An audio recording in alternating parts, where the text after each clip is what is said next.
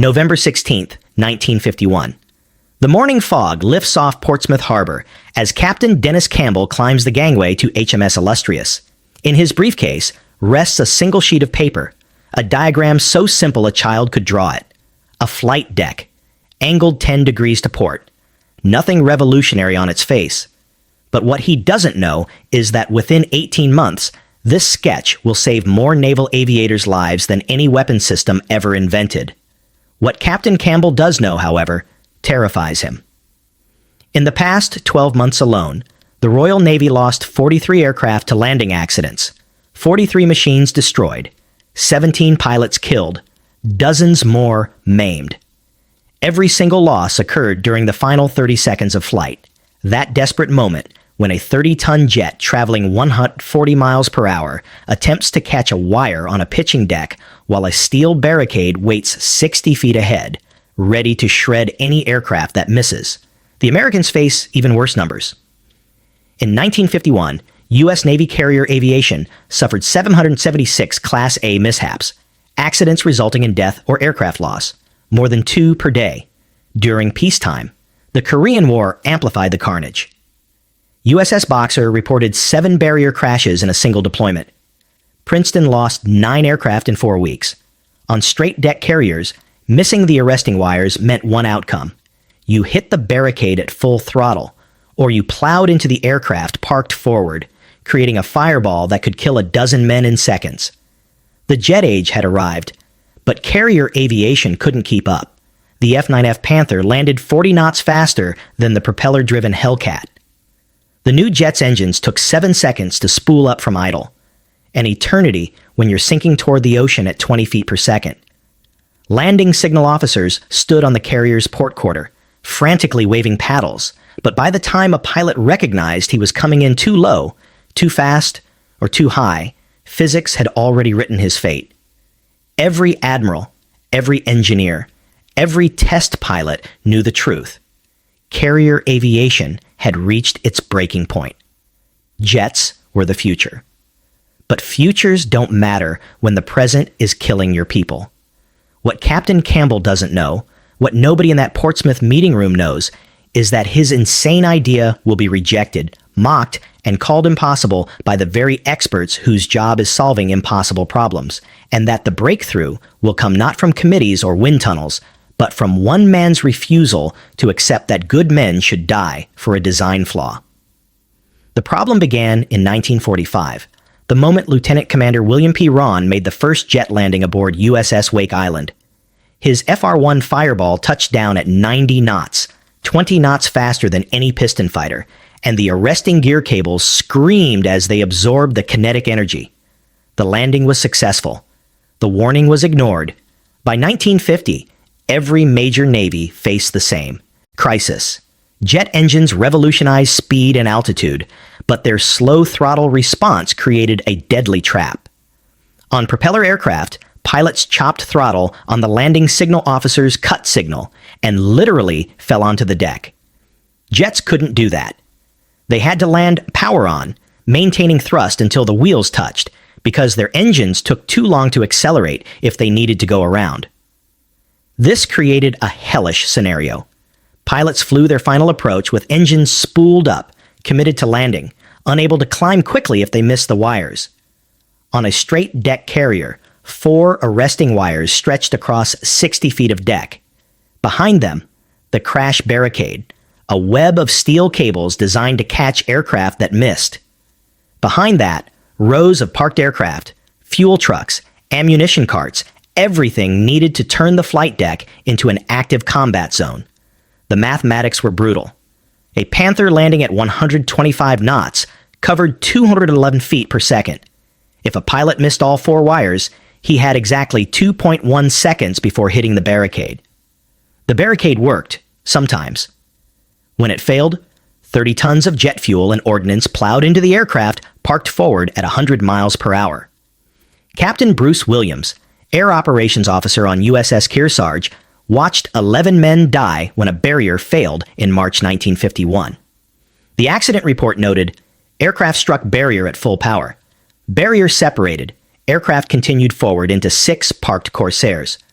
Resulting fire reached aviation gasoline stores.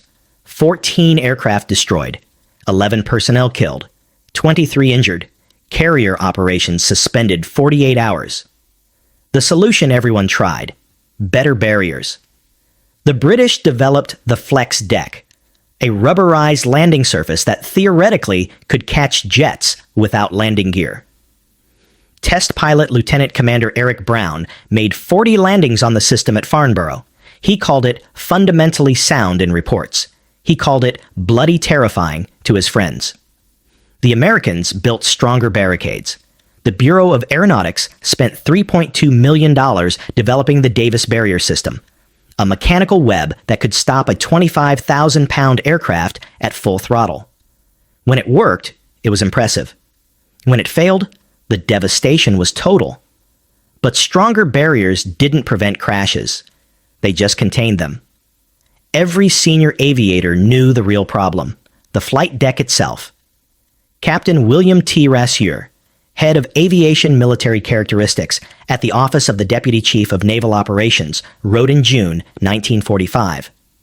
Current landing procedures force all aircraft into a 60-foot impact zone with zero margin for error. This is incompatible with jet aircraft performance characteristics. Translation: we designed our carriers for propeller aircraft that could land at 70 knots and abort at the last second. Jets land at 130 knots and can't abort. We're trying to land 1952 aircraft on 1942 ships. People will die until we fix this. Everyone agreed. Everyone saw the problem, but nobody could solve it. The British tried flex decks.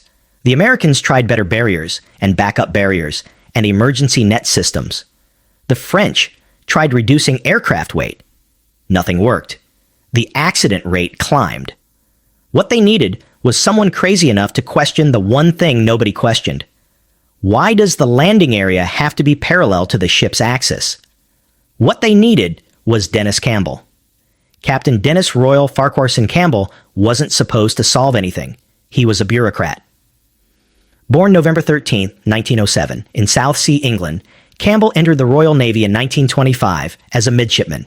He qualified as a pilot in September 1931, early enough to fly fabric biplanes, late enough to understand that naval aviation wasn't a gentleman's hobby, but a profession that demanded engineering precision. During World War II, he flew Fairey Swordfish torpedo bombers, the obsolete aircraft that nonetheless crippled the Bismarck. He earned the Distinguished Service Cross. Nobody called him a genius. Nobody called him a visionary. After the war, the Admiralty assigned him to the Ministry of Supply as Deputy Chief RN Representative, a desk job managing technical liaison between the Navy and civilian contractors. He had 0 engineering credentials, no advanced degrees. His job was paperwork, tracking development schedules, attending coordination meetings, signing requisitions. But Dennis Campbell had one quality that credentials can't teach. He couldn't ignore dead pilots. In 1951, he attended the funeral of Lieutenant Michael Mick Lithgow, a test pilot killed when his jet hit the barricade on HMS Implacable. Lithgow had been Campbell's student, 23 years old.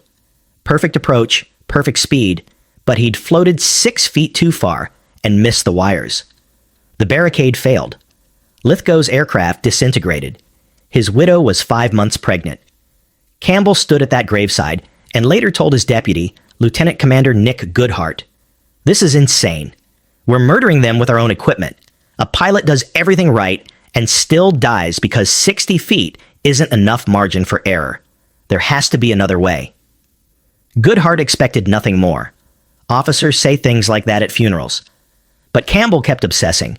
He pulled accident reports. He interviewed LSOs. He studied landing patterns. He wasn't an engineer, so he did what non-engineers do. He drew pictures. The revelation came during a train ride from Portsmouth to London. Campbell sketched carrier decks in his notebook, trying to visualize how to give pilots more room. If you can't make the landing area longer, make it wider. If you can't make it wider because the ship has a fixed beam, angle it. Angle it. He drew a flight deck canted 10 degrees to port. Now the landing zone didn't end at the barricade. It ended in open water. A pilot who missed the Wires could shove his throttle forward, climb away, and try again. No barricade, no parked aircraft, no catastrophic collision, just air and ocean and a second chance. The idea was so simple it felt stupid, which meant either he'd discovered something brilliant, or he'd overlooked something obvious that every real engineer already knew. On August 7, 1951, Captain Dennis Campbell convened a meeting at the Ministry of Supply. In attendance, Louis Boddington, Director of Naval Air Department, Farnborough, Rear Admiral M.S. Slattery, Chief of Naval Research, and 6 senior aviation engineers. Campbell opened his briefcase and showed them his sketch. The room erupted. That is completely illegal. Commander James Rigby, Senior Flight Operations Specialist, didn't raise his voice. He didn't need to. His words hit like a pronouncement from physics itself. The International Air Navigation Convention requires all flight operations to align with vessel axis. What you're proposing violates a maritime aviation law written after 15 years of carrier operations. This isn't innovation, Captain. It's amateur nonsense. Campbell had expected resistance. He hadn't expected condescension. Rigby continued. You're asking pilots to land across the ship's natural motion. Carriers pitch and roll around their keel. An angled deck means pilots approach at an angle to that motion. They'll be fighting drift constantly. The landing area will be moving underneath them in ways they can't anticipate. You'll increase crashes, not reduce them. Lieutenant Commander Goodhart started to respond, but Louis Boddington, the civilian engineer from Farnborough, held up his hand. Show me the math. Rigby blinked. I beg your pardon? The math, Boddington repeated. You say pilots will fight drift. Calculate it. An 8-degree angle on a deck, moving through 12-degree rolls. What's the differential drift over a 30-second approach? Silence. Boddington looked at the other engineers. Anyone? Nobody spoke. Then we test it, Boddington said. Captain Campbell, the Royal Aircraft Establishment at Farnborough has a painted outline runway. We can paint an angled deck outline on HMS Triumph's flight deck in 1 week. We run simulated touch-and-go approaches. If the drift problem is real, we'll measure it. If it's theoretical catastrophizing, we'll know that too. Rear Admiral Slattery leaned back. Louis, you understand that if you paint an angled deck on Triumph and pilots start crashing, you're ending both your career and Captain Campbell's. Noted, sir. And if it works? Boddington smiled. Then we stop killing pilots who did everything right. The tests began September 1951. HMS Triumph left Portsmouth with an angled deck painted in white outline across her axial flight deck. Not a structural modification, just paint. For 3 weeks, Navy pilots made touch-and-go approaches, pretending the painted line was a real deck edge. The drift problem Rigby predicted didn't exist. Pilots adapted in 2 landings. What they discovered instead was freedom. Lieutenant Peter Chilton, one of the test pilots, later wrote, I came in too high, floated past the wires, and for the first time in my career, I wasn't terrified. I just poured on power and climbed away. No barrier waiting to kill me, no aircraft ahead, just clean air and a second chance. I felt like I'd been given my life back. By October, the painted deck trials proved the concept worked. Now came the hard part, convincing everyone else. Because HMS Triumph was British. The carrier with the biggest problem, the carrier whose pilots were dying at twice the Royal Navy's rate, was American. And the U.S. Navy didn't take kindly to British officers telling them how to land planes. September 14th, 1951. U.S. Naval Air Test Center, Patuxent River, Maryland. Lieutenant Commander Eric Brown stands in front of 40 American test pilots and feels every eye in the room calculating whether to trust him. Brown is the Royal Navy's chief test pilot, the man who's landed more aircraft types than anyone in history. He holds every British naval aviation record that matters. And right now, none of that matters, because he's about to tell the U.S. Navy that their carriers are designed wrong. Gentlemen, Brown begins, in the past 12 months, how many of you have hit the barricade? 7 hands go up, then 12, then 15. How many of you know someone who died hitting the barricade? Every hand goes up. Brown opens his briefcase. I'm going to show you something the Royal Navy is testing. It's going to sound insane, but I've made 63 landings on it, and I'm standing here instead of being scraped off a deck, so I'm asking you to hear me out. He pins Campbell's diagram to the wall. An aircraft carrier, flight deck angled 8 degrees to port. The room explodes. You want us to land sideways? The LSO can't see the approach angle. What about the island? You've moved the landing zone toward the superstructure. Brown waits for the noise to subside. Every objection you just shouted we had. Every single one. Then we tested it. And here's what we found. When you miss the wires on an angled deck, you don't die. You throttle up and go around. Simple as that. Commander Harold Buell, commanding officer of VF-84, stands. Commander Brown, I've been landing on carriers since 1943. What you're describing violates every principle we've developed through 8 years of combat operations. You're asking us to throw away proven doctrine for a British theory. I'm asking you to stop dying for a design flaw. The room goes silent. Brown continues, You're landing jets on straight decks because that's what you have. But straight decks were designed for Corsairs and Hellcats that could cut throttle and fall onto the deck. Jets can't do that. So you're forcing 1952 aircraft into 1942 operations, and your people are dying because of it. The angled deck doesn't violate doctrine. It adapts the carrier to match the aircraft. Rear Admiral Apollo Susek, the senior U.S. Navy aviator in London, steps forward. I've observed the Triumph tests.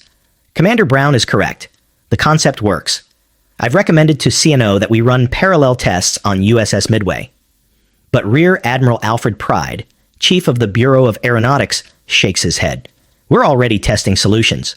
The Davis barrier has a 98.7% success rate. 98.7% of what? Brown interrupts. Of the aircraft that hit it? What about the pilots who never reach the barrier because they see it coming and panic? What about the ones who deliberately ditch in the ocean rather than risk hitting the barricade at full power? Your statistic measures barrier performance. It doesn't measure pilot survival. The room erupts again. Half the pilots are nodding. The other half look ready to throw Brown off the base. Admiral Susek raises his voice. Gentlemen, silence. We will test the angled deck on USS Midway. Paint trials. Simulated landings. If it works, we modify one carrier for full structural implementation. If it fails, we bury the idea. But we will not continue losing pilots to a design we can test and potentially fix. Are we clear? Admiral Pride stands. For 10 seconds, he says nothing. Then, Midway trials authorized. But if this British pipe dream causes a single additional casualty, I'm terminating the program and everyone associated with it. Susek nods. Agreed. The meeting ends. Brown packs his briefcase, knowing he's just bet his career on a painted line. What he doesn't know, within 90 days, the painted line on Midway will work so well that the U.S. Navy will convert USS Antietam into the first true angled deck carrier in the world. If you're fascinated by the moment when one person's courage changed history, make sure you're subscribed and hit that bell icon. Because what happened next, when the first pilot landed on Antietam's angled deck, changed naval warfare forever.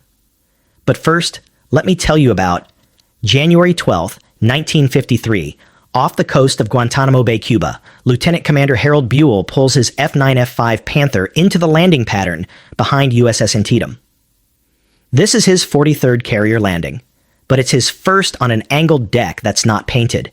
It's real, an 8-degree sponson extending from the port side, structurally welded to the carrier's hull. Buell doesn't trust it. He's trained his entire career to hit the wires or face the barricade. That fear has saved his life twice. Now they're telling him to forget it. He drops his landing gear, adjusts trim, calls the ball. Panther ball, 3.2. Roger ball, the landing signal officer responds. Buell's approach is perfect, until it isn't. A wind gust lifts his eye. Aircraft 6 feet. He's high. On a straight deck, this is where the LSO would give him a wave-off, and Buell would have to climb away, burn fuel, and try again. But today, the LSO says nothing. Because on an angled deck, being high isn't a catastrophe. It's a correction opportunity. Buell drops his nose slightly, bleeds off the altitude, but now he's long. He's going to miss the wires. On a straight deck, this is where panic sets in, where pilots make desperate corrections that cause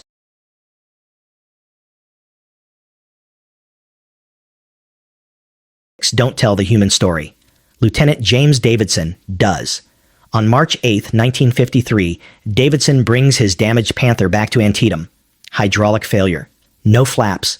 Landing speed 20 knots too fast. On a straight deck, he would have ditched in the ocean rather than risk a barrier crash at 145 knots. But Antietam has an angled deck. Davidson makes 4 approaches, misses the wires on every attempt. On the 4th try, he catches the 4-wire doing 142 knots, the fastest successful carrier landing recorded to that point. His aircraft stops with 11 feet of deck remaining.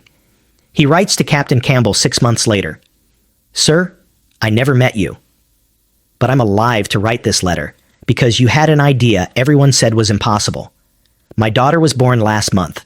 I got to be there because you refused to accept that good pilots should die for bad design. Thank you doesn't cover it, but thank you." The British implement angled decks on Ark Royal in 1955. The French convert Clemenceau. The Australians modify Melbourne. By 1957, every major aircraft carrier in the Western world either has an angled deck or is being retrofitted with one. The Soviets initially reject the concept. In 1959, after a series of catastrophic landing accidents on their straight-deck carrier Varyag, they quietly implement it. Soviet naval records, declassified in 1993, show landing accidents dropped 68% within 6 months. But the most powerful testimony comes from pilots themselves. Captain John Moore, who flew combat missions over Vietnam from USS Coral Sea. "I made 947 carrier landings between 1954 and 1973. I boltered, missed all the wires 62 times. On a straight deck, that's 62 potential barrier crashes, 62 chances to die or kill the sailors working forward. Instead, I just climbed away and tried again." Every pilot my age has a moment when we think about the friends who died in the 50s hitting barricades. We're alive because Dennis Campbell drew a line on a piece of paper and refused to shut up about it. By 1975, the crashes, but Buell forces himself to follow the briefing. If you miss, you climb. The deck is clear. Trust it. His wheels slam down. He bounces once. His tail hook skips over the 1-wire, skips over the 2-wire, skips over the 3-wire, skips over the 4-wire. He's missed them all. On a straight deck, the barricade would already be tearing his aircraft apart, but there's no barricade, just open deck and clear air. Buell shoves his throttle to full power. His J-48 engine spools up in 6 seconds, an eternity that feels like a gift. The Panther lifts. He's flying again. 23 seconds later, he's back in the pattern. Second approach. This time, he catches the 3-wire. Perfect landing. Buell climbs out of his cockpit shaking. Not from fear. From relief he didn't know he'd been carrying for years. He'll later write in his autobiography. To an experienced tailhooker, landing a jet airplane on an angled deck was sheer bliss. For the first time in my career, I wasn't afraid of dying during every approach.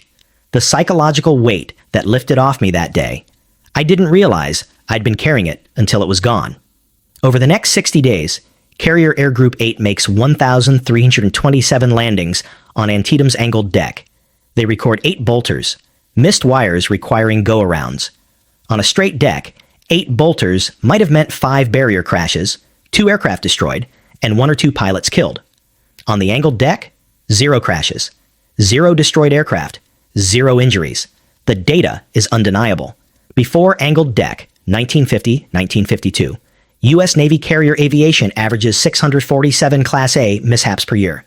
Landing accidents account for 52% of all losses. After angled deck implementation, 1955-1957, Class A mishaps dropped to 321 per year. Landing accidents account for 19% of losses. The reduction, 75% fewer landing accidents, 80% fewer barrier-related fatalities. But statistically, angled deck is so universal that young pilots don't even know carriers used to be designed differently. It's not an innovation anymore. It's just how carriers work. The revolution is complete when it becomes invisible. The angled deck saved thousands of lives, but Dennis Campbell never sought fame for it. In fact, what he did after the breakthrough might surprise you even more. But before we get to that, if you know a veteran or someone who loves military history, share this video with them. These stories matter. Now here's what happened to the man who changed carrier aviation forever.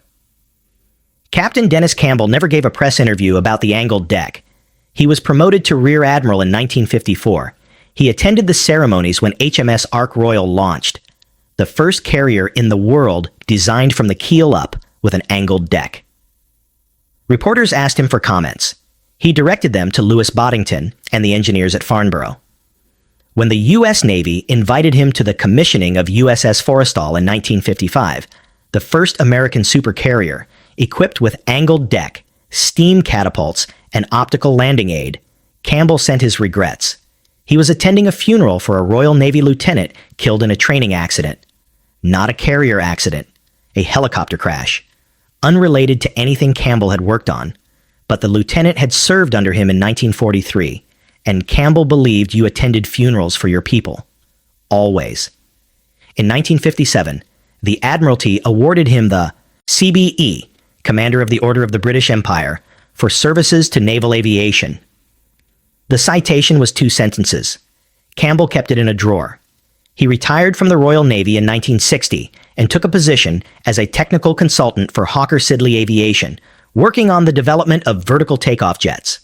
Colleagues remember him as obsessively focused on pilot safety, often irritating designers by adding unnecessary redundancies to cockpit systems. Dennis would slow down every design review, recalled engineer Anthony Marsh, asking questions like, "What happens if this fails at night in bad weather?" We'd tell him the odds of that failure were 1 in 10,000. He'd say, "What does the pilot do when it happens?" He never cared about odds. He cared about the one pilot who got unlucky. Campbell died on April 6, 2000, at age 92. His obituary in the Times was 4 paragraphs. The Guardian ran 6. Both mentioned the angled deck. Neither captured what it meant. What it meant, every carrier landing since 1953 happens because one pilot refused to accept that colleagues should die preventably. Today, every aircraft carrier in the world, American, British, French, Indian, Chinese, Russian, uses an angled deck. The U.S. Navy's newest Gerald R. Ford class carriers feature advanced electromagnetic catapults and arresting gear, but the deck is still angled 8 degrees to port, exactly as Campbell drew it in 1951. Modern carrier pilots make over 15,000 landings per year across the U.S. Navy's fleet alone. Bolter rate, approximately 8%. That's 1/200 missed wire approaches annually. Without the angled deck, those would be 1,200 potential barrier crashes. How many lives saved? Hundreds per year. Over 70 years, tens of thousands. Lieutenant Colonel Arthur Black, U.S. Marine Corps, Rechaln, flew FA-18s off carriers from 1985 to 2007. He hunted down Campbell's family in 2003 and sent them a letter. It read, "I never met your father, but I made 147 carrier landings during my career. I boltered 142 times, missed all the wires, and had to go around. On a straight deck, that's 142 times I might have died. Instead, I just climbed away and tried again. Your father gave me 142 second chances. He gave me a career. He gave me a life. On behalf of every carrier pilot who lived because of him, thank you." Dennis Campbell never responded to that letter. He'd been dead 3 years, but his son framed it, because his father never kept his own awards, but he would have kept that. The lesson. Some breakthroughs don't come from the experts. They come from the person who refuses to accept "that's how we've always done it" as an answer. Captain Campbell wasn't an engineer. He wasn't a test pilot. He was a bureaucrat who couldn't ignore dead friends, who had the audacity to draw a simple line on paper and ask, why not? The angled deck saved more lives than any Medal of Honor recipient. It revolutionized naval warfare more than nuclear power or guided missiles. But it didn't come from committees or laboratories. It came from a train ride, a notebook, a sketch, and the refusal to shut up when everyone said it was impossible. That's the real story. That's why it matters. Because the next Dennis Campbell might not be an admiral or an engineer, might not have credentials or degrees, might just be someone who sees a problem everyone accepts and refuses to accept it. History doesn't always belong to the loudest voices or the highest ranks. Sometimes it belongs to the one person who won't let good people die for a bad design.